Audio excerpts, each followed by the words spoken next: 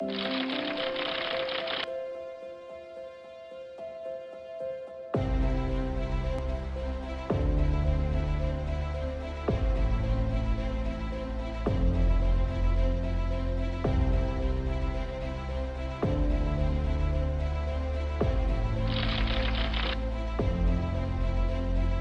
can say before I got the washing machine, it was a challenge because again, I have to use a lot of my energy and I have to spend like the whole day. And also, you have to wash your laundry outside. So the sun, you get burnt with the sun, you get so sweaty. It starts from yesterday. If it is for today, it will start yesterday. I will sort all the clothes for the kids, for the big people, for the small baby. My laundry ni tiresome in a way. I have to look for the mama wa kufua nguo, and then kuna logistics involved. I have to send her money, then see pocket friendly kwangu.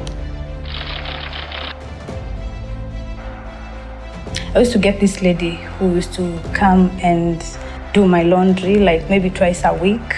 And then now when Corona came, so I thought this lady would come, alafu nilete Corona kwa nyumba.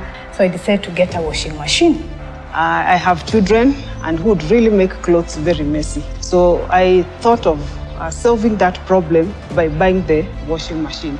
The thing that actually made us consider a washing machine is because we wanted to spend more time together. That is, instead of planning for a Saturday morning to do laundry, we could cozy in, cook a fancy breakfast and enjoy it and then plan for the day. The features. You can start the machine when you are sleeping. Then inadraisha nguo. Saa ile kunanyesha na uniform lazima zifuliwe. Nasikia watu wakiteta, nguo hazikauki, mimi najua zangu naeka tu hapo. Touch the dry button. Zinatoka hapo kama ziko sawa. My favorite program in the machine is the steam option. Hata bwana yangu, najua bwana hawataki kufua manguo. Namwambia sasa enda kwa ile machine. Sasa hii mimi ni queen sasa. Itataka ufue. Na kanambia sasa hata hii machine mimi nashangaa. Inafanya kila kitu sasa, ni kama tu nyumba imekuwa kwa nasi sasa.